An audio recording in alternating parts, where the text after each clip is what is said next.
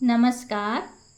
आइए सुनते हैं धर्मवीर भारती जी की लिखी कहानी मुर्दों का गांव। उस गांव के बारे में अजीब अफवाहें फैली थी। लोग कहते थे कि वहां दिन में भी मौत का एक काला साया रोशनी पर पड़ा रहता है। शाम होते ही कब्रें जम्हाइयाँ लेने लगती हैं और भूखे कंकाल अंधेरे का लबादा ओढ़कर सड़कों, पगडंडियों और खेतों की मेड़ों पर खाने की तलाश में घूमा करते हैं।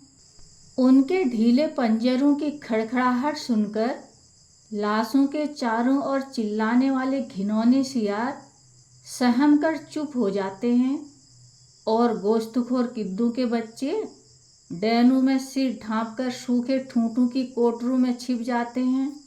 इसी वजह से जब अखिल ने कहा कि चलो उस गांव के आंकड़े भी तैयार कर लें, तो मैं एक बार कांप गया। बहुत मुश्किल से पास के गांव का एक लड़का साथ जाने के लिए तैयार हुआ। सामने 2 मील की दूरी पर पेड़ों के झुरमुटों में उस गांव की झलक दिखाई दी। मील भर पहले ही से खेतों में लाशें मिलने लगी। गांव के नज़दीक पहुंचते पहुंचते तो यह हाल हो गया कि मालूम पड़ता था भूख ने इन गांव के चारों ओर मौत के बीज बोए थे और आज सड़ी लाशों की फसल लहलहा रही है। कुत्ते, गिद्ध, सियार और कौवे उस फसल का पूरा फायदा उठा रहे थे। इतने में हवा का एक तेज झोंका आया और बदबू से हम लोगों का सिर घूम गया, मगर फिर जैसे उस दुर्गंध से लदकर हवा के भारी और अधमरे झोंके सूखे बांसों के झुरमुटों में अटक कर रुक गए। सामने मुर्दों के गांव का पहला झोपड़ा दिख पड़ा।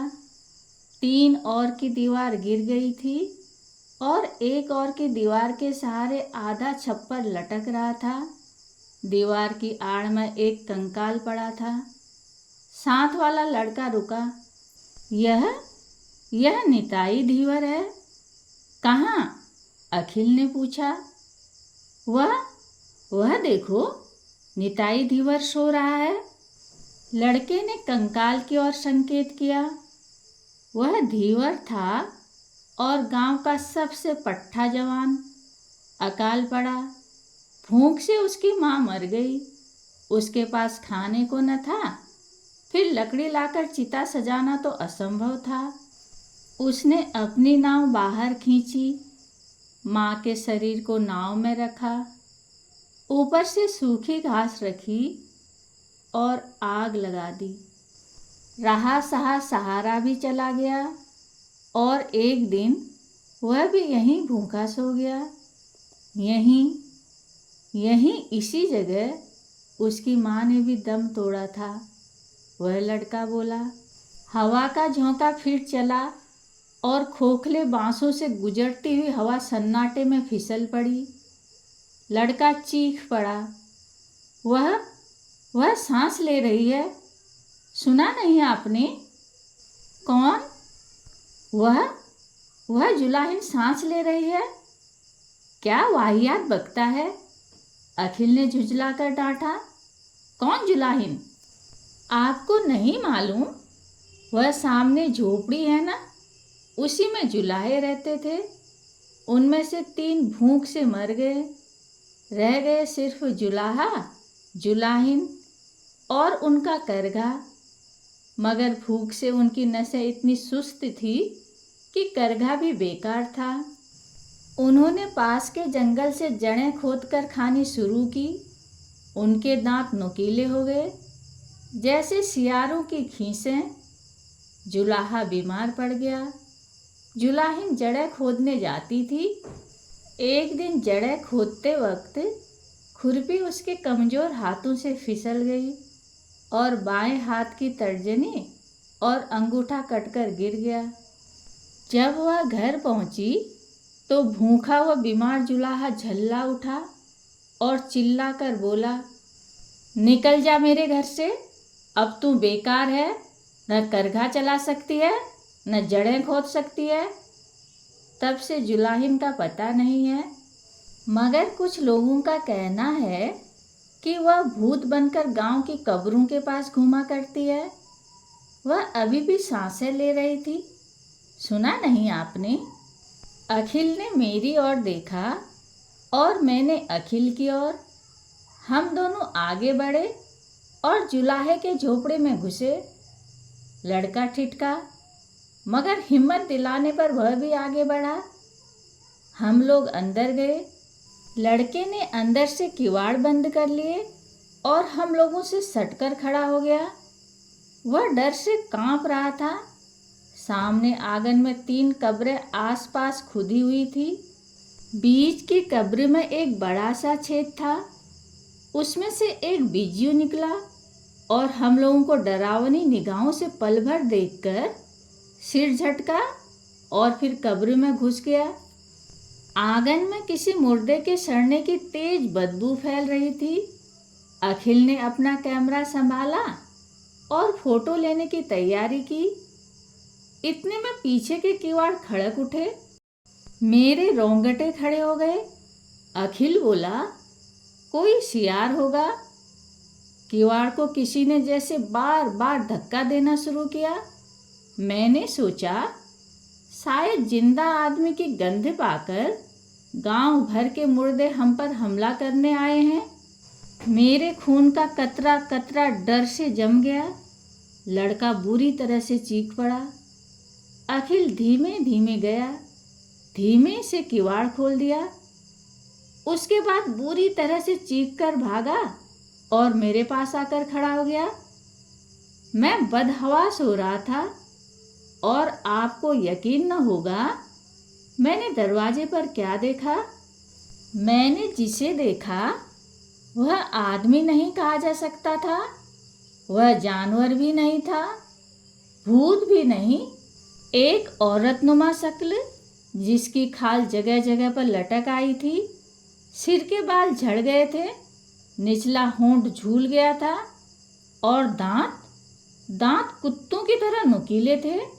मालूम होता था जैसे आदमी के ढांचे पर छिपकली का चमड़ा मढ़ दिया गया हो। उसके दाएं हाथ में एक खुरपी थी और बाएं हाथ की 2 अधकटी और 3 साबुत उंगलियों में कुछ जड़ें।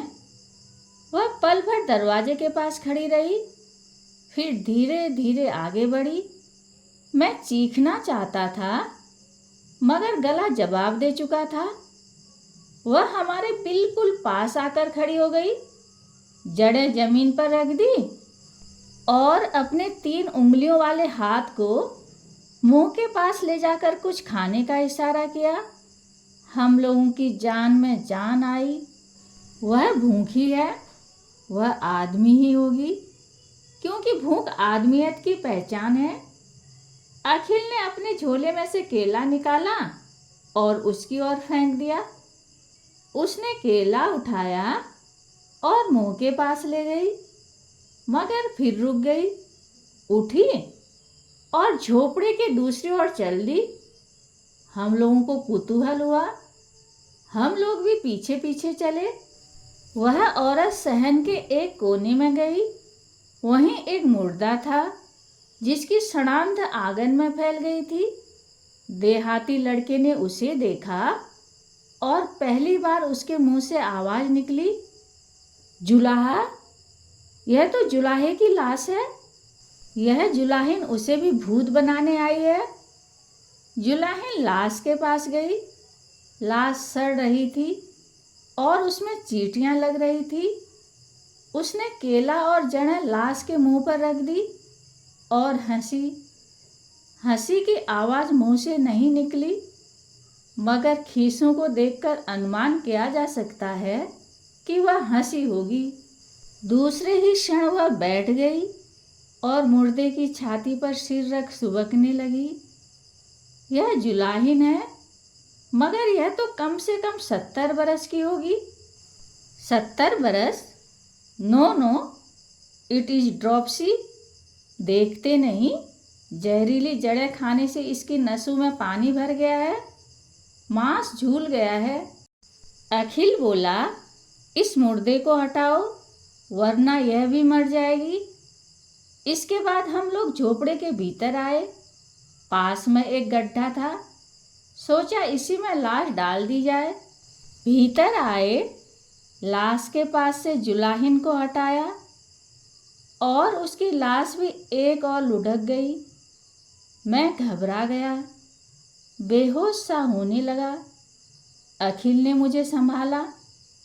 हम लोग थोड़ी देर चुप रहे, फिर मैं बोला भारी गले से, अखिल, उंगलियां कट जाने पर यह निकाल दी गई, फिर किस बंधन के सहारे, आखिर किस आधार के सहारे यह मरने से पहले जुलाहे के पास आई थी, जड़ें लेकर? क्यों?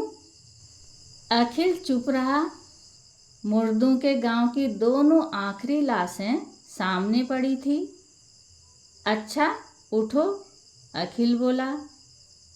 हम लोगों ने लाशें उठाई और गड्ढे में डाल दी। एक और जुलाहा, दूसरी और जुलाहिन। बांस के सूखे पत्तों से उन्हें ढांक दिया। मैंने अपनी उंगली से धूल में गड्ढे के पास लिखा, ताजमहल 1943। कहानी सुनने के लिए धन्यवाद।